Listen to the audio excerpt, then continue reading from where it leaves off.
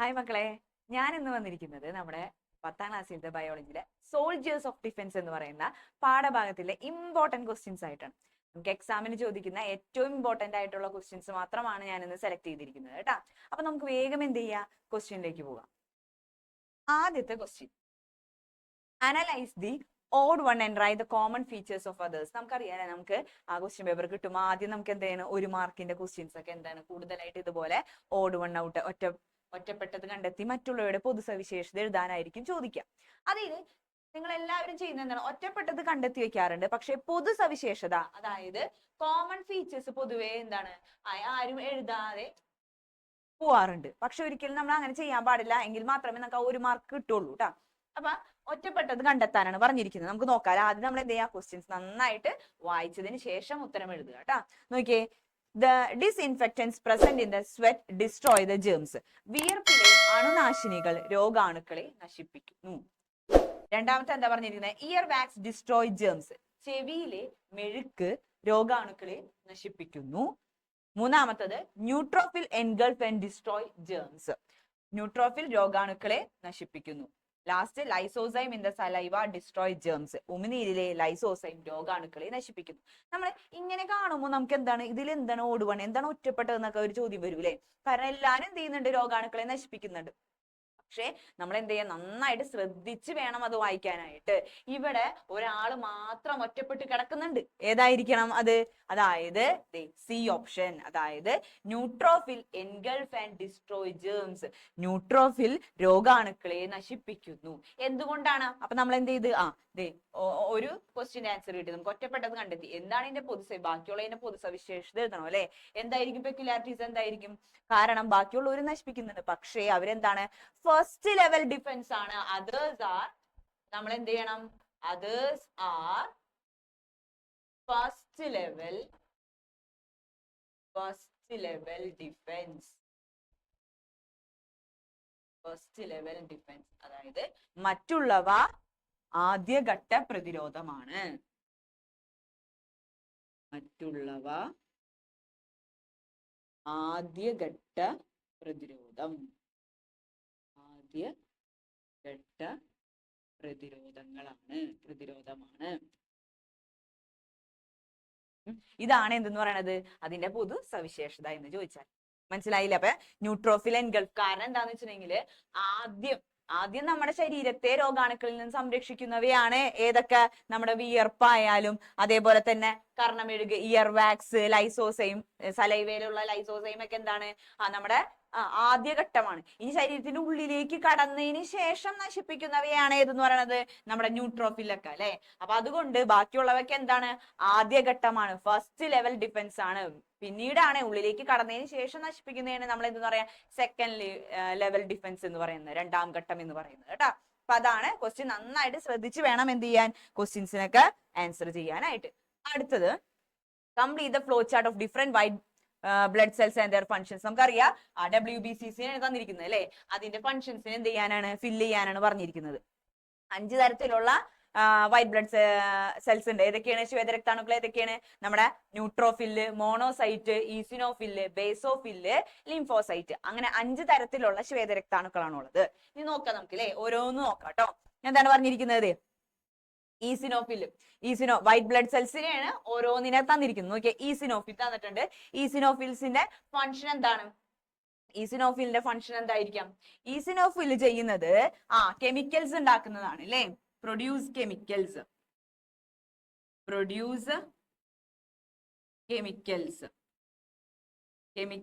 Four എന്തിനൊക്കെയാണ്? For destroy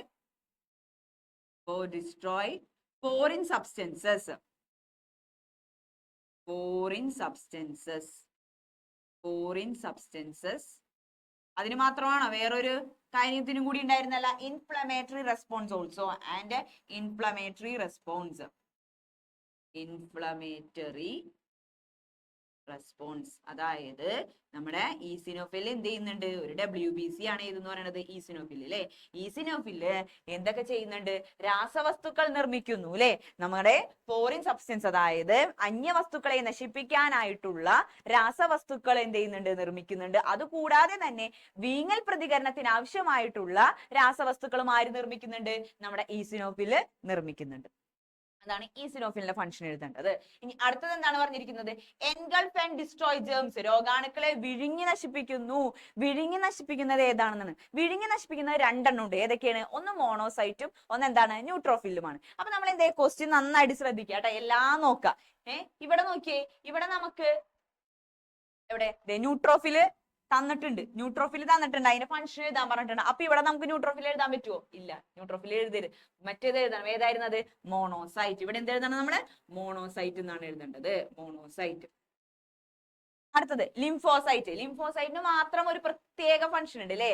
ബാക്കിയുള്ളവയിൽ നിന്ന് വേറിട്ട് നിൽക്കുന്ന ഒരാളാണ് ഏതെന്ന് പറയുന്നത്? ലിംഫോസൈറ്റ്. ലിംഫോസൈറ്റ് എന്ത് ചെയ്യുന്നുണ്ട്? Identify and destroy germs. Lymphocyte എന്താ ചെയ്യുന്നത്? Identify and destroy germs. Identify and destroy germs. അതായത് രോഗാണുക്കളെ പ്രത്യേകം തിരിച്ചറിഞ്ഞ് നശിപ്പിക്കുന്ന ഒന്നാണ് ഏതെന്ന് പറയുന്നത്? ലിംഫോസൈറ്റ്. ബാക്കിയുള്ളവർക്ക് അങ്ങനത്തെ പ്രത്യേകത ഇല്ല. ലിംഫോസൈറ്റിന്റെ മാത്രം പ്രത്യേകതയാണ് എന്ത്? പ്രത്യേകം തിരിച്ചറിഞ്ഞ് രോഗാണുക്കളെ തിരിച്ചറിഞ്ഞ് നശിപ്പിക്കുന്നത് ആരാണ്? ലിംഫോസൈറ്റ് ആണ്. അടുത്തത് എന്താണ്? Stimulates other blood cells. മറ്റു ശ്വേതരക്താണുക്കളെ ഉത്തേജിപ്പിക്കുക. അതാര് ചെയ്യുന്നതാണ്? അതാണ് ബേസോഫിൽ. അതാരാണ്? ബേസോഫിൽ ആണ്. ബേസോഫിലിന്റെ ധർമ്മമാണ് എന്ത് ചെയ്യുന്നത്? മറ്റുള്ള ശ്വേതരക്താണുക്കളെ ഉത്തേജിപ്പിക്കുകയും അതേപോലെ തന്നെ രക്തക്കുഴലുകളെ വികസിപ്പിക്കുകയും ഡയലേറ്റ് ബ്ലഡ് വെസൽസ് ഒക്കെ ചെയ്യുന്നത് ആരാണ്? ബേസോഫിൽ ആണ്. അടുത്താണ് ന്യൂട്രോഫിൽ. നമ്മൾ നേരത്തെ പറഞ്ഞില്ലേ എന്താണ്? Engulf and destroy germs. Engulf and destroy germs. അതായത് രോഗാണുക്കളെ വിഴുങ്ങി നശിപ്പിക്കുന്നതാണ് ആര്? നമ്മുടെ ന്യൂട്രോഫിൽ. രണ്ടുപേരുണ്ട് കേട്ടോ, മറക്കരുത്. ന്യൂട്രോഫിലും ഉണ്ട്, മോണോസൈറ്റും ഉണ്ട്. അപ്പൊ ഇതെന്തായാലും പഠിച്ചു വെക്കുക കേട്ടോ. WBCs and its functions. ശ്വേതരക്താണുക്കളും അതിന്റെ ധർമ്മങ്ങളും എന്തായാലും പഠിച്ചു വേണം എക്സാമിന് പോവാനായിട്ട്. കൃത്യമായിട്ട് എന്ത് ചെയ്യുന്നുണ്ട്? അവിടെ ചോദ്യം ഉണ്ടായിരിക്കും. എപ്പോഴും ചോദിക്കുന്ന ഒരു ചോദ്യമാണ് ശ്വേതരക്താണുക്കളും അവരുടെ ധർമ്മവും പറ്റിയിട്ട് കേട്ടോ. അപ്പൊ അടുത്ത നോക്കാം. അടുത്ത നോക്കിയേ, analyse the statements related to the healing of wound. അതായത് മുറിവുണങ്ങണയെ സംബന്ധിച്ച് ഒരു സ്റ്റേറ്റ്മെന്റ് ആണ് തന്നിട്ടുള്ളത്. അതിനനുസരിച്ച് ഉത്തരം എഴുതാനാണ് പറഞ്ഞിരിക്കുന്നത്. നോക്കിയേ, ഒന്നാമത്തത് എന്താണ്? The wound scar remains after the healing of wounds. മുറിവുണങ്ങിയാലും മുറിവടയാളം അവശേഷിക്കുന്നു. രണ്ട് ടൈപ്പിലുണ്ട്. ഇപ്പൊ നമ്മുടെ ശരീരത്തിലായാലും മുറിവുണ്ടായി കഴിഞ്ഞാല്, ചില മുറിവുണങ്ങി കഴിഞ്ഞാൽ എന്ത് ചെയ്യും? അവിടെ അടയാളം ഉണ്ടാവും, അവശേഷിക്കും. ചിലതിന് എന്തുണ്ടാവില്ല? അടയാളം ഉണ്ടാവില്ല, സ്കാർ ഉണ്ടാവില്ല. സ്കാർ എന്ന് പറഞ്ഞാൽ അടയാളം ഉണ്ടാവില്ല. എന്തായിരിക്കാം കാരണം? ഒന്നാമത്തെ ചോദ്യം എന്തായിരുന്നു? മുറിവുണങ്ങിയാലും മുറിവടയാളം അവശേഷിക്കുന്നു, സ്കാർ റിമെയിൻ ചെയ്യുന്നു. കാരണം എന്താണെന്നാണ് ചോദിച്ചിരിക്കുന്നത്. കാരണം എന്താണ്? അവിടെ ആ ഡാമേജ് ചെയ്ത് പോയ ടിഷ്യൂസിന് പകരം, അതായത് നശിച്ചു പോയ കലകൾക്ക് പകരം വേറെ, അതായത് അതിന് സെയിം ആയിട്ടുള്ള കലകൾ വരില്ല. അതിന് പകരം ആര് വരും? യോജക കല, ദാറ്റ് ഈസ് കണക്റ്റീവ് ടിഷ്യൂ. അവിടെ കണക്റ്റീവ് ടിഷ്യൂ ആണ് വന്ന് മുറിവുണക്കുന്നതെങ്കിൽ യോജക കല ട്ടാ. യോജക കല. യോജക. അപ്പോ മുറിവുണക്കുന്നത് ആരാണ്? സെയിം ടിഷ്യൂസ് അല്ല. അതായത് ആ നശിച്ചുപോയ കലകൾക്ക് പകരം ആര് വരും? അവിടെ യോജക കല, കണക്റ്റീവ് ടിഷ്യൂ ആണ് വന്ന് മുറിവുണക്കുന്നതെങ്കിൽ അവിടെ എന്തുണ്ടാകും? പാടുണ്ടാവും, മുറിവടയാളം അവശേഷിക്കും. മനസ്സിലായില്ലേ? ഇനി അടുത്തെന്താണ്? മുറിവടയാളം അവശേഷിക്കാതെ മുറിവുണങ്ങുന്നു. മുറിവടയാളം ഇല്ലാതെ എന്ത് ചെയ്യുന്നുണ്ട്? മുറിവുണങ്ങുന്നു. അപ്പൊ അവിടെ എന്ത് സംഭവിക്കുന്നുണ്ടാകാം? നശിച്ചു പോയ ടിഷ്യൂസിന് പകരം സെയിം ടിഷ്യൂസ് ആണ് അവിടെ ഉണ്ടാകുന്നത്. അതായത് നശിച്ചു പോയ കലകൾക്ക് പകരം സെയിം ആയിട്ടുള്ള അതേപോലെയുള്ള കലകൾ തന്നെ വരുമ്പോൾ അവിടെ എന്തുണ്ടാവില്ല? മുറിവടയാളം ഉണ്ടാകില്ല. മനസ്സിലായില്ലേ? അപ്പൊ രണ്ട് തരത്തിൽ എന്ത് ചെയ്യുന്നുണ്ട്? നമ്മുടെ മുറിവുണങ്ങുന്നുണ്ട് അല്ലെ. എന്നെ ഒന്ന് മുറിവടയാളം അവശേഷിച്ചുകൊണ്ട്, അതായത് സ്കാർ റിമൈൻ ചെയ്യും. ചിലതിൽ എന്താണ്? സ്കാർ ഉണ്ടാവില്ല, മുറിവടയാളം ഉണ്ടാവില്ല. മുറിവടയാളം കണ്ടിട്ടുണ്ടെങ്കിൽ അല്ലെങ്കിൽ ഉണ്ടെങ്കിൽ നമുക്ക് എന്ത് പറയാൻ പറ്റും? അവിടെ ആരാണ് വന്നിട്ടുള്ളത് ഹീൽ ചെയ്യാനായിട്ട്? യോജകല, കണക്റ്റീവ് ടിഷ്യൂ ആണ് വന്നിട്ടുള്ളത്. അല്ല സ്കാർ ഇല്ല എന്നുണ്ടെങ്കിൽ അവിടെ എന്തായിരിക്കും? സെയിം ടിഷ്യൂസ്, നശിച്ചു പോയ കലകൾക്ക് പകരം അതേ ടിഷ്യൂസ് തന്നെയായിരിക്കും അവിടെ എന്ത് ചെയ്യുക? മുറിവുണക്കാനായിട്ട് വന്നിരിക്കുക. അപ്പൊ അതാണ് എന്തെന്ന് പറയുന്നത് ഈ ക്വസ്റ്റ്യന്റെ ആൻസർ. അടുത്ത ക്വസ്റ്റ്യൻ നോക്കാം. അടുത്ത നോക്കിയേ, ടാബുലേറ്റ് സ്റ്റേറ്റ്മെന്റ്സ് നമ്മളോട് എന്ത് ചെയ്യാൻ പറഞ്ഞിരിക്കുന്നത്, കുറച്ച് സ്റ്റേറ്റ്മെന്റ് തന്നിട്ടുണ്ട് അല്ലെ. ഇതിനെ 2 ബോക്സ് ആക്കി തിരിക്കാനാണ് പറഞ്ഞിരിക്കുന്നത്. ആദ്യം നമുക്ക് നോക്കാം എന്തിനെ കുറിച്ചാണ് ഇവിടെ പറഞ്ഞിരിക്കുന്നത് മനസ്സിലാവണം അല്ലെ. എന്നാൽ മാത്രമല്ലേ നമുക്ക് ബോക്സ് ആക്കി തിരിക്കാനായിട്ട് പറ്റുള്ളൂ. നോക്കിയേ, ഡീജനറേറ്റ്സ് സെൽ മെംബ്രെയിൻ ഓഫ് ബാക്ടീരിയ. ബാക്ടീരിയയുടെ കോശസ്തരത്തെ ശിഥിലീകരിക്കുന്നു, നശിപ്പിച്ചു കളയുന്നു എന്നാണ് പറഞ്ഞിരിക്കുന്നത്. ഡിസ്ട്രോയ് ക്യാൻസർ സെൽ, ക്യാൻസർ കോശങ്ങളെ നശിപ്പിക്കുന്നു. Neutralizes the toxins produced by the antigens, ആന്റിജനുകളുടെ വിഷാംശത്തെ നിർവീര്യമാക്കുന്നു. Stimulates other white blood cells, മറ്റു ശ്വേതരക്താണുക്കളെ ഉത്തേജിപ്പിക്കുന്നു. Destroy the cells affects by virus, virus ബാധിച്ച കോശങ്ങളെ നശിപ്പിക്കുന്നു, മറ്റു പ്രതിരോധ കോശങ്ങളെ ഉത്തേജിപ്പിക്കുന്നു. Stimulate other defence cells of the blood. അപ്പൊ ഇതെന്താണ് ഈ പറഞ്ഞിരിക്കുന്നത്, ആരുടെയോ ഫംഗ്ഷൻ ആണെന്ന് മനസ്സിലായില്ലേ. കുറെ നമ്മൾ വായിച്ചില്ലേ, എന്തായിരിക്കും ആരുടെയോ ഒക്കെ ഫംഗ്ഷൻ ആണ്. പക്ഷെ ആരുടെ ഫംഗ്ഷൻ ആണ്, അതായത് നമ്മുടെ ബി ലിംഫോസൈറ്റിന്റെയും ടി ലിംഫോസൈറ്റിന്റെയും ഫംഗ്ഷൻ ആണ് ഇവിടെ പറഞ്ഞിരിക്കുന്നത്. നമ്മൾ എന്ത് ചെയ്യണം, ബോക്സ് വരയ്ക്കണം. ആരായിരിക്കണം ഹെഡിങ്, ഒന്ന് ബി ലിംഫോസൈറ്റും അടുത്തത് ടി ലിംഫോസൈറ്റും, ബി ലിംഫോസൈറ്റും ടി ലിംഫോസൈറ്റും. നമ്മളിങ്ങനെ ഹെഡിങ് വരച്ചതിന് ശേഷമാണ് എന്ത് ചെയ്തത്, എടുത്തെഴുതേണ്ടത് കേട്ടാ. ഇങ്ങനെ പെട്ടി വരച്ച് എന്ത് ചെയ്യുക, തിരിക്കുക. അപ്പൊ നോക്കിയേ, ഒന്നും കൂടെ നമുക്ക് നോക്കാം അല്ലെ സ്റ്റേറ്റ്മെന്റ്സിലേക്ക്. ഒന്നാമത്തെ സ്റ്റേറ്റ്മെന്റ് നോക്കിയേ, ഡീജനറേറ്റ്സ് സെൽ മെംബ്രെയിൻ ഓഫ് ബാക്ടീരിയ, ബാക്ടീരിയയുടെ കോശസ്തരത്തെ ശിഥിലീകരിക്കുന്നു. ഇത് ആര് ചെയ്യുന്നതാണ്, ഇത് ഏത് ലിംഫോസൈറ്റ് ചെയ്യുന്നതാണ്, ഇത് ബി ലിംഫോസൈറ്റ് ചെയ്യുന്നതാണ് അല്ലെ. ബി ലിംഫോസൈറ്റിന്റെ പ്രത്യേകത എന്താണ്, ബി ലിംഫോസൈറ്റ് ഏതായിരിക്കും, നമ്മുടെ ഒരു പ്രോട്ടീൻ ഉണ്ടാക്കുന്നുണ്ടല്ലോ, ആ പ്രോട്ടീന്റെ പേരാണ് എന്ത്, ആന്റിബോഡീസ് അല്ലെ. ആന്റിജനെതിരെ ഉണ്ടാക്കുന്ന പ്രോട്ടീൻസ് ആണ് ഏതെന്ന് പറയുന്നത്, ആന്റിബോഡീസ് എന്ന് പറയുന്നത്. ഇത് ആര് മാത്രം ഉണ്ടാക്കുള്ളൂ, നമ്മുടെ ബി ലിംഫോസൈറ്റ് മാത്രമേ അത് ഉണ്ടാക്കുന്നുള്ളൂ കേട്ടാ. അപ്പൊ ആദ്യത്തേത് ഏതാണ്, നമ്മുടെ ബാക്ടീരിയയുടെ കോശസ്തരത്തെ ശിഥിലീകരിക്കുന്ന ആളാരാണ്, ബി ലിംഫോസൈറ്റ് ആണ്. അടുത്ത എന്താണ്, ഡിസ്ട്രോയ് ക്യാൻസർ സെൽസ്, ക്യാൻസർ കോശങ്ങളെ നശിപ്പിക്കുന്നു. അത് ആര് ചെയ്യുന്ന പ്രവർത്തനമാണ്, അത് നമ്മുടെ ടി ലിംഫോസൈറ്റ് ചെയ്യുന്നതാണ് അല്ലെ. നമുക്ക് എന്ത് ചെയ്യാം, ടി, നിങ്ങൾ എന്ത് ചെയ്യണം, ഈ ബോക്സിലേക്ക് എന്ത് ചെയ്യണം, എടുത്തെഴുതണം കേട്ടാ. T lymphocyte destroy cancer cells, അത് ടി ലിംഫോസൈറ്റ് ചെയ്യുന്ന പ്രവർത്തനമാണ്. അടുത്ത എന്താണ്, neutralizes the toxins produced by the antigens, ആന്റിജനുകളുടെ വിഷാംശത്തെ നിർവീര്യമാക്കുന്നു. അത് നമ്മുടെ ബി ലിംഫോസൈറ്റിന്റെ പ്രവർത്തനമാണ്. അപ്പൊ ബി ലിംഫോസൈറ്റ് ചെയ്യുന്നതാണ്, ബി ലിംഫോസൈറ്റ്. അടുത്ത നെക്സ്റ്റ് നോക്കാം, stimulate other white blood cells, മറ്റു ശ്വേതരക്താണുക്കളെ ഉത്തേജിപ്പിക്കുന്നു. അതും ആര് തന്നെ ചെയ്യുന്നതാണ്, നമ്മുടെ ബി ലിംഫോസൈറ്റ് ചെയ്യുന്നതാണ്, ബി ലിംഫോസൈറ്റ് ചെയ്യുന്നതാണ്. Next, destroy the cells affected by virus, virus ബാധിച്ച കോശങ്ങളെ നശിപ്പിക്കുന്നു. അത് ടി ലിംഫോസൈറ്റ് ആണ്, ടി ലിംഫോസൈറ്റ്. വൈറസ് ബാധിച്ച കോശങ്ങളെയും അതുപോലെ ക്യാൻസർ ബാധിച്ച കോശങ്ങളെയൊക്കെ നശിപ്പിക്കുന്നത് നമ്മുടെ ടി ലിംഫോസൈറ്റ് ആണ് കേട്ടോ. അടുത്ത നോക്കിയേ, stimulate other defence cells of the blood, മറ്റു പ്രതിരോധ കോശങ്ങളെ ഉത്തേജിപ്പിക്കുന്നു. അത് ചെയ്യുന്നത് ആരാണ്, ടി ലിംഫോസൈറ്റ് ആണ്. ഇങ്ങനെയാണ് എന്ത് ചെയ്യേണ്ടത്, നിങ്ങൾ ക്ലാസിഫൈ ചെയ്ത് എഴുതേണ്ടത്. നന്നായിട്ട് സ്റ്റേറ്റ്മെന്റുകളൊക്കെ നന്നായിട്ട് വായിച്ചതിന് ശേഷം 2 ബോക്സ് ആക്കി തിരിക്കുക. ഹെഡിങ് കൊടുത്തതിന് ശേഷം മാത്രമാണ് എന്ത് ചെയ്യുന്നത്, ഓരോന്നും ഓരോ ബോക്സിലേക്കും എടുത്തെഴുതേണ്ടത്. അടുത്ത question, some substances prepare defense cell against diseases.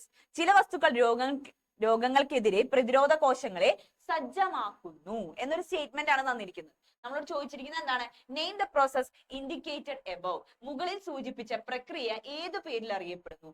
ഏത് വസ്തുക്കളാണ് നമ്മളെ രോഗങ്ങൾക്കെതിരെ സജ്ജരാക്കിയിട്ട് എപ്പോഴും അലർട്ടാക്കി വെക്കാനായിട്ട് സഹായിക്കുന്നത് ഏതാണ്, ആ ഒരു പ്രോസസ്സ്, പ്രക്രിയക്ക് പറയുന്ന ഒരു പേരുണ്ട് അല്ലെ. കൃത്രിമമായിട്ട് ആർട്ടിഫിഷ്യൽ ആയിട്ട് എന്ത് ചെയ്യുന്നത്, അവര് അലർട്ട് ചെയ്ത് വെക്കുകയാണ്. നമ്മുടെ ശരീരത്തിലെ സോൾജേഴ്സ് ആയിട്ടുള്ള ഏത് സെല്ലാണ്, നമ്മുടെ WBCs ഒക്കെ അല്ലെ. അവരെപ്പോഴും ആ ഡിഫൻസ് മെക്കാനിസത്തിനെ എപ്പോഴും എന്ത് ചെയ്യുക, അലർട്ടാക്കി വെക്കാനായിട്ട് ചെയ്യുന്ന ഒരു പ്രോസസ്സ് ഉണ്ട് നമ്മൾ അല്ലെ.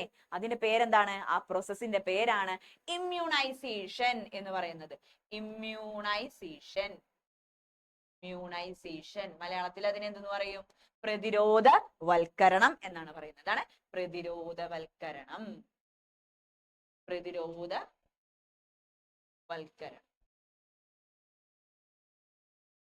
പ്രതിരോധവൽക്കരണം. ഇനി അടുത്ത ക്വസ്റ്റ്യൻ എന്താണ്, what are the components used in this substance, ഇതിന് ഉപയോഗിക്കുന്ന വസ്തുക്കളിലെ ഘടകങ്ങൾ ഏതെല്ലാം. അപ്പൊ ഈ ഇമ്മ്യൂണൈസേഷൻ ഉപയോഗിക്കുന്ന വസ്തുക്കൾ എന്താണ്, സബ്സ്റ്റൻസ് എന്താണ്, നമ്മൾ ഇമ്മ്യൂണൈസേഷൻ പ്രതിരോധവൽക്കരണത്തിന് ഉപയോഗിക്കുന്ന വസ്തുക്കളുടെ പേരെന്താണ്, അതാണ് നമ്മുടെ വാക്സിനുകൾ എന്ന് പറയുന്നത് അല്ലെ. വാക്സിൻസ് ആണ് ആ സബ്സ്റ്റൻസ്. വാക്സിൻസ്. ഇനി നമ്മളോട് ചോദിച്ചിരിക്കുന്നത് എന്താണ്? സബ്സ്റ്റൻസിന്റെ പേര് എഴുതാനല്ലേ നമ്മളോട് പറഞ്ഞിരിക്കുന്നത്. ആ വസ്തുക്കളിലെ ഘടകങ്ങൾ എന്തെല്ലാം? Components used in the substance. അതായത് വാക്സിനിൽ ഉപയോഗിച്ചിരിക്കുന്ന കമ്പോണൻസ് എന്താണ് ഈ വാക്സിനിൽ അടങ്ങിയിട്ടുള്ളത്? ഇപ്പൊ നമ്മൾ എടുത്തിട്ടുണ്ടല്ലേ, നമ്മൾ ഒരുപാട് രോഗങ്ങളുടെ വാക്സിൻ എടുത്തിട്ടുണ്ട്. നമുക്കറിയോ എന്താണ് ഈ വാക്സിനിൽ അടങ്ങിയിട്ടുള്ളതെന്ന്? വാക്സിനിൽ അടങ്ങിയിട്ടുള്ളത് എന്തായിരിക്കാം? ഒന്നല്ലെങ്കിൽ dead, alive or neutralised germs. അതായത് നമ്മുടെ രോഗാണുക്കൾ തന്നെ അല്ലെ, രോഗാണുക്കൾ. ഒന്നല്ലെങ്കിൽ എന്തായിരിക്കാം? ഒന്നല്ലെങ്കിൽ ഡെഡ് ആയിരിക്കാം, മൃതമാക്കപ്പെട്ട,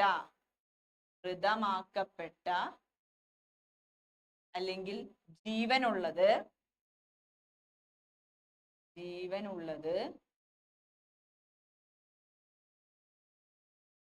അല്ലെങ്കിൽ നിർവീര്യമാക്കപ്പെട്ട രോഗാണുക്കൾ.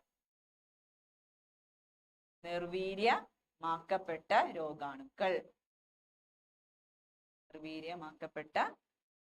രോഗാണുക്കൾ. അല്ലെങ്കിൽ പിന്നെന്താണ്? ഒന്നാമത്തത് ഏതായിരുന്നു? Dead, live, neutralized germs. മൃതമാക്കപ്പെട്ട, ജീവനുള്ളത്, നിർവീര്യമാക്കപ്പെട്ട രോഗാണുക്കളാവാം. അല്ലെങ്കിൽ പിന്നെന്തായിരിക്കും? അവരുടെ ന്യൂട്രലൈസ്ഡ് ടോക്സിൻസ്,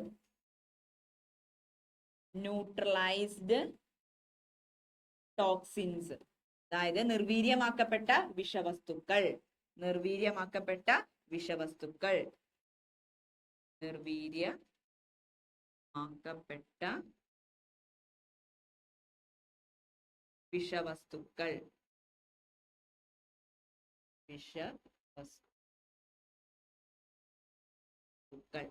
ലാസ്റ്റ് എന്താണ്?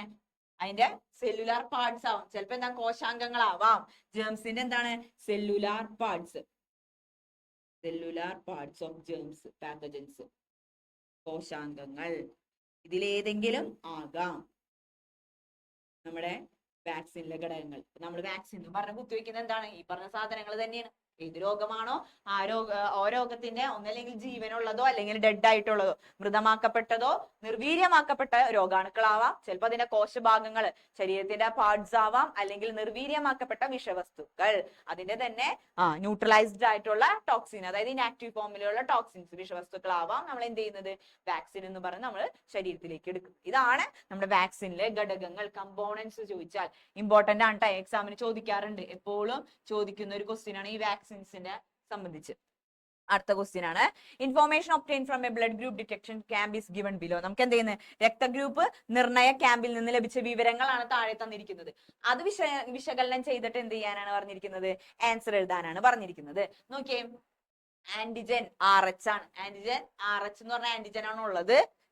ആന്റിബോഡി ആണെങ്കിൽ Aയും Bയും ആണ് ഉള്ളത്. അപ്പോ which blood group is mentioned above? ഇവിടെ സൂചിപ്പിച്ചിരിക്കുന്ന ബ്ലഡ് ഗ്രൂപ്പ് ഏതാണ് എന്ന് നമ്മൾ എങ്ങനെ കണ്ടെത്തും? നമ്മൾ എന്ത് ചെയ്താൽ മതി? ആന്റിജൻ നോക്കിയാൽ മതി അല്ലേ? അതായത് നമ്മുടെ ശരീരത്തിലുള്ള ആന്റിജൻ, അതായത് RBCയുടെ മുകളിൽ ഏത് ആന്റിജൻ ആണോ ഇരിക്കുന്നത് അത് നോക്കിയിട്ടാണ് നമ്മൾ എന്ത് ചെയ്യുന്നത്? രക്തഗ്രൂപ്പിനെ കണ്ടെത്തുന്നത്. ഇവിടെ നോക്കിയേ, ഇവിടെ ആൾക്കാരാണ് ആന്റിജൻ RH ആണ്. Aയും ഇല്ല, Bയും ഇല്ല, ഇല്ലേ? Aയും Bയും ഇല്ലെങ്കിൽ അത് ഏത് ഗ്രൂപ്പ് ആയിരിക്കും? ആന്റിജൻ. ഇപ്പൊ നോക്കിയേ, ഇത് നമ്മുടെ RBC ആണെന്ന് വിചാരിക്കുക. RBCയുടെ മുകളിൽ ഏത് ആന്റിജൻ ഇരിക്കുന്നു എന്ന് നോക്കിയിട്ടാണ് നമ്മൾ എന്ത് ചെയ്യുന്നത്? രക്തഗ്രൂപ്പിന് പേര് കൊടുക്കുന്നത്. ഇപ്പൊ നോക്കിയേ, RBCയുടെ മുകളിൽ A ആണ് ഇരിക്കുന്നതെങ്കിൽ ആ ഗ്രൂപ്പിന്റെ പേരെന്താണ്? A ഗ്രൂപ്പ് എന്ന് കൊടുക്കും. ഇനി RBCയുടെ മുകളിൽ B എന്ന് പറയുന്ന ഒരു ആന്റിജൻ ആണ് ഇരിക്കുന്നതെങ്കിൽ അതിന്റെ പേരെന്താണ്? B group. ഇനി RBCയുടെ മുകളിൽ A B രണ്ട് ആന്റിജനും പ്രസന്റ് ആണെന്നുണ്ടെങ്കിൽ ആ ഗ്രൂപ്പിന്റെ പേര് AB ഗ്രൂപ്പ് എന്നാണ്. ഇനി ആന്റിജന് മുകളിൽ RBCയുടെ മുകളിൽ ഒരു ആന്റിജനും ഇല്ല എന്നുണ്ടെങ്കിൽ അത് ഏത് ഗ്രൂപ്പ് ആയിരിക്കും? അത് O ഗ്രൂപ്പാണ്. ഇവിടെ നമ്മളോട് ചോദിച്ചിരിക്കുന്നത് എന്താണ്? RH ഘടകം മാത്രമേ ഉള്ളൂ അല്ലെ?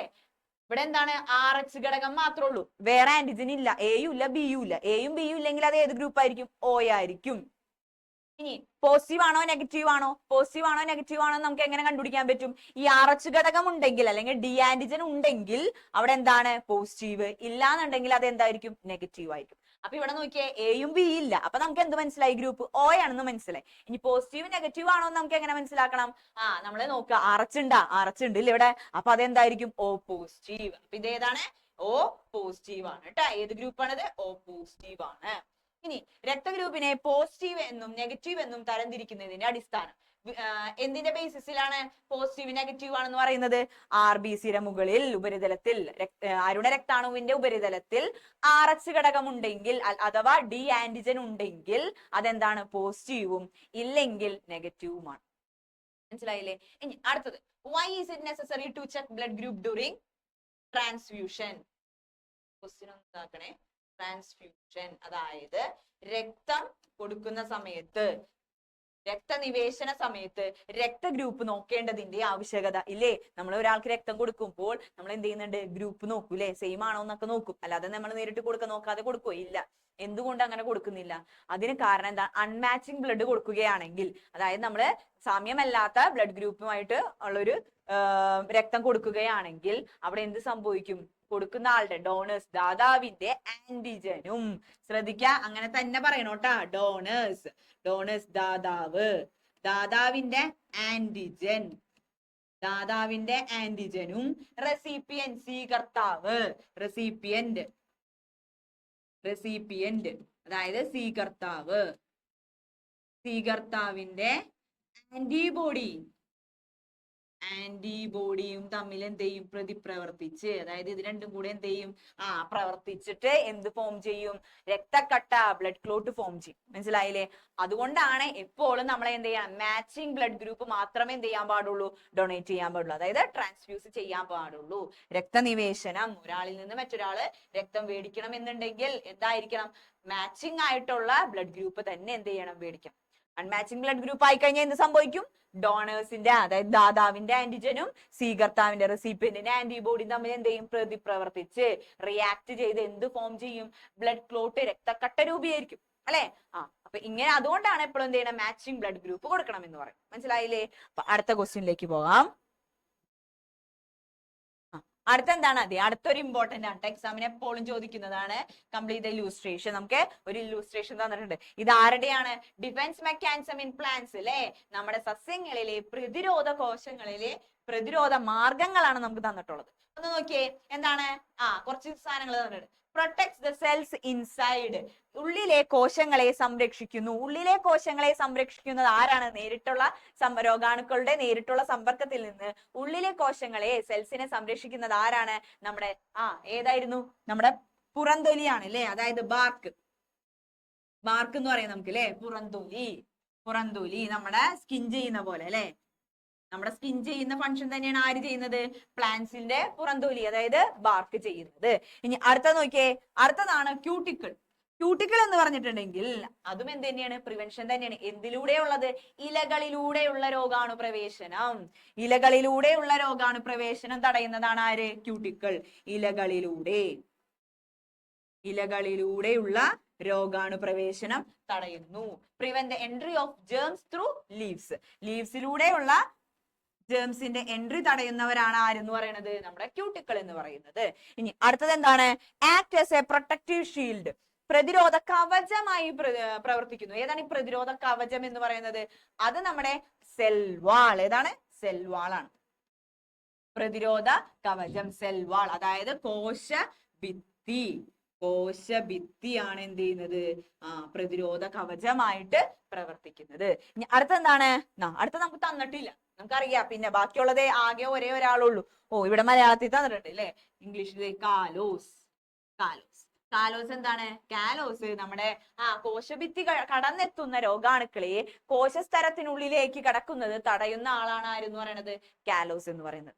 അതായത് നമ്മുടെ സെൽവാളും കടന്ന് എത്തുന്ന രോഗാണുക്കളെ സെൽ മെംബ്രെയിനിലേക്ക് ഉള്ളിലേക്ക് കടത്താതെ സംരക്ഷിക്കുന്ന ആളാണ് ആര്? കാലോസ് എന്ന് പറയുന്നത്. അടുത്ത ക്വസ്റ്റ്യൻ നോക്കിയേ, identify the word pair and fill in the blanks. കുറച്ച് വേർഡ് പെയേഴ്സ് തന്നിട്ടുണ്ട്, നോക്കാം. ടി ലിംഫോസൈറ്റ് തൈമസ് ഗ്ലാൻഡിലാണ് എന്ത് ചെയ്യുന്നത്? തൈമസ് ഗ്ലാൻഡിലാണ് അത് എന്ത് ചെയ്യുന്നത്? മെച്ചുവർ ആവുന്നത് അല്ലെ? ടി ലിംഫോസൈറ്റ് പേരിൽ തന്നെ കിട്ടും, ടി തൈമസ് ഗ്ലാൻഡ്. അടുത്തതാണ് ബി ലിംഫോസൈറ്റ് എന്ന് പറഞ്ഞാൽ ബോൺ മാരോ, അസ്ഥിമജ്ജ, അവിടെ വെച്ചിട്ടാണ് അത് എന്ത് ചെയ്യുന്നത്? മെച്ചുവർ ആവുന്നത്. ബോൺ മാരോ, അസ്ഥി മജ്ജയിൽ വെച്ചിട്ടാണ് അത് എന്ത് ചെയ്യുന്നത്? പാകപ്പെടുന്നത്, അസ്ഥിമജ്ജ. അടുത്ത നോക്കിയേ, ക്യാൻസർ ട്രീറ്റ്മെന്റ് ഓഫ് ഹാർട്ട്. ഹാർട്ടിനെ ഹൃദയ ചികിത്സയാണ് നമ്മൾ എന്തെന്ന് പറയുന്നത്, കാർഡിയോളജി എന്ന് പറയുന്നത്. ക്യാൻസർ ട്രീറ്റ്മെന്റ്, അതായത് ക്യാൻസർ ചികിത്സ, അതിനെ നമ്മൾ എന്തെന്ന് പറയും, ഓങ്കോളജി എന്നാണ് പറയുന്നത്. ഓങ്കോളജി. ഓങ്കോളജി. ഓങ്കോളജി. അടുത്ത ക്വസ്റ്റ്യൻ ആണ്, choose the correct pair from the following. തന്നിരിക്കുന്നതിൽ നിന്ന് ശരിയായ ജോഡി കണ്ടെത്താനായിട്ട്. ശരിയായ ജോഡി കണ്ടെത്തണം എന്നുണ്ടെങ്കിൽ നമ്മൾ എന്ത് ചെയ്യണം, നമുക്ക് വാക്സിനും അതേപോലെ രോഗവും മനസ്സിലായിരിക്കണം. ഇവിടെ നോക്കിയേ, BCG പോളിയോ ആണോ? BCG ഇല്ല അല്ലെ. BCG ഏതാണ്? ക്ഷയമാണ്. അപ്പൊ അത് തെറ്റാണ്. BCG തെറ്റാണ്. നമ്മളോട് പറഞ്ഞു തിരുത്താനൊന്നും പറഞ്ഞിട്ടില്ല കേട്ടോ. തിരുത്താൻ പറഞ്ഞാൽ മാത്രമേ നമ്മൾ എന്ത് ചെയ്യേണ്ടുള്ളൂ, ഇവിടെ ക്ഷയം എന്ന് എഴുതി കൊടുക്കേണ്ട കാര്യമുള്ളൂ. ഇവിടെ നമ്മളോട് ശരിയായ ജോഡി മാത്രം തിരഞ്ഞെടുക്കാനാണ് പറഞ്ഞിട്ടുള്ളത്. അടുത്ത നോക്കിയേ, TT സ്മോൾ ബോക്സ് ആണോ? TT അല്ല. TT എന്താണ്? ടെറ്റനസ് ആണ് അല്ലെ. ടെറ്റനസ്. അപ്പൊ അതും തെറ്റാണ്. അതായത് TT വസൂരി അല്ല, എന്താണ്, നമ്മുടെ ടെറ്റനസിന് കൊടുക്കുന്നതാണ്. ഇനി അടുത്ത നോക്കിയേ, MMR മംസ് അല്ലെ. MMR മുണ്ടിനീര്, അത് ശരിയല്ലേ? അത് ശരിയാണ്. മുണ്ടിനീര് ശരിയാണ്. അടുത്ത നോക്കിയേ, OPV വിഷബാധ. OPV റാബിസ് ആണോ? അല്ല. OPV ഏതാണ്? പോളിയോ. അപ്പൊ അതും തെറ്റാണ്. അപ്പൊ ശരിയായിട്ടുള്ളത് ഏത് മാത്രമാണ്? MMR മുണ്ടിനീര്, MMR മംസ് മാത്രമാണ് എന്ത് ശരിയായിട്ടുള്ളത്. മനസ്സിലായില്ലേ? ഇനി അടുത്ത question, rewrite the underline portion if there is mistake. ശ്രദ്ധിച്ച് ചെയ്യേണ്ട ക്വസ്റ്റ്യൻ ആണ്. അണ്ടർലൈൻ താഴെ തന്നിരിക്കുന്ന അടിയിൽ വരയിട്ട പദങ്ങളിൽ തെറ്റുണ്ടെങ്കിൽ മാത്രം എന്ത് ചെയ്യുക, തിരുത്തെഴുതുക. അപ്പൊ ആദ്യം നമ്മൾ നന്നായിട്ട് വായിക്കാം. Edward Jenner laid foundation to the modern medicine. ആധുനിക വൈദ്യശാസ്ത്രത്തിന് അടിത്തറ പാകിയത് എഡ്വേർഡ് ജെന്നർ ആണെന്ന്. ആണോ? ശരിയാണോ? അത് എഡ്വേർഡ് ജെന്നർ ആണോ? അല്ല. ആരായിരുന്നത്? അത് ഹിപ്പോക്രാറ്റസ് ആണ്. അപ്പൊ നമ്മൾ എന്ത് ചെയ്യണം, ഇവിടെ തിരുത്തി ആരെ പേര് എഴുതി വെക്കണം, ഹിപ്പോക്രാറ്റസ് എന്ന് എഴുതി വെക്കണം കേട്ടാ. ഹിപ്പോക്രാറ്റസ്. ഇവിടെ തിരുത്തി എന്ത് ചെയ്യണം, ഹിപ്പോക്രാറ്റസ് എന്ന് എഴുതണം കേട്ടാ. ഹിപ്പോക്രാറ്റസ് എന്ന് എഴുതി വെക്കും. ഇനി അടുത്ത എന്താണ്, antibiotics are discovered by Alexander Fleming. ആന്റിബയോട്ടിക്കുകൾ കണ്ടുപിടിച്ചത് അലക്സാണ്ടർ ഫ്ലെമിംഗ് ആണ്. അത് ശരിയാണ് അല്ലെ. അപ്പൊ നമുക്ക് തിരുത്തേണ്ട കാര്യമില്ല. അത് ശരിയാണ്, അലക്സാണ്ടർ ഫ്ലെമിംഗ് തന്നെയാണ്. ഇനി അടുത്ത എന്താണ്, Samuel Hahnemann is the father of homeopathy. ഹോമിയോപ്പതിയുടെ പിതാവ് അറിയപ്പെടുന്ന ആരാണ്? സാമുവൽ ഹാനിമാൻ ആണ്. ശരിയാണ്. സാമുവൽ ഹാനിമാൻ തന്നെയാണ് എന്ത്, ഹോമിയോപ്പതിയുടെ പിതാവ്. അപ്പൊ അതും നമ്മൾ എന്ത് ചെയ്യണ്ട, തിരുത്തണ്ട. അടുത്ത എന്താണ്, Hippocrates is the scientist who started immunisation. പ്രതിരോധ കുത്തിവയ്പ്പിന് തുടക്കം കുറിച്ച ശാസ്ത്രജ്ഞൻ ഹിപ്പോക്രാറ്റസ് ആണെന്നാണ് പറഞ്ഞിരിക്കുന്നത്. ആണോ? ഹിപ്പോക്രാറ്റസ് ആണോ? അല്ല. ആരാണ്? അത് എഡ്വേർഡ് ജെന്നർ ആണ് അല്ലെ. വസൂരിക്കുള്ള കുത്തിവയ്പ്പൊക്കെ എടുത്തെന്ന് പറഞ്ഞില്ലേ നമ്മള്. അപ്പൊ എഡ്വേർഡ് ജെന്നർ. അപ്പൊ ഇവിടെ നമ്മൾ എന്ത് ചെയ്യണം, തിരുത്താം. ഹിപ്പോക്രാറ്റസിന് പകരം എന്ത് എഴുതണം, എഡ്വേർഡ് ജെന്നർ എന്ന് എഴുതണം. Edward Jenner.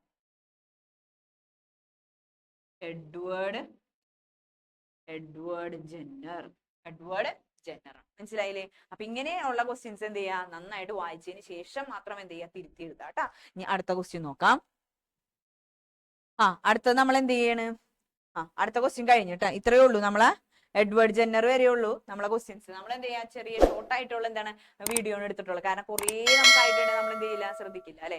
അപ്പൊ എന്ത് ചെയ്യണം, നമ്മൾ നല്ല ഇമ്പോർട്ടന്റ് ആയിട്ട് ചോദിക്കാനുള്ള വെറൈറ്റി ക്വസ്റ്റ്യൻസ് ആണ് നമ്മൾ എടുക്കുക കേട്ടാ. നമ്മൾ എടുത്തിട്ടുള്ളത് വെറൈറ്റി ക്വസ്റ്റ്യൻസ് ആണ്. എന്തായാലും എക്സാമിന് വരും എന്ന് പ്രതീക്ഷിക്കുന്ന ക്വസ്റ്റ്യൻസ് ആണ് നമ്മൾ എടുത്തിട്ടുള്ളത്. അപ്പൊ നല്ല രീതിയിൽ എന്ത് ചെയ്യുക, പഠിക്കുക. അടുത്ത വീഡിയോ ആയിട്ട് നമുക്ക് എന്ത് ചെയ്യാം, കാണാം കേട്ടാ. അടുത്ത ചാപ്റ്ററുമായിട്ട് വരാം. അപ്പൊ ബൈ.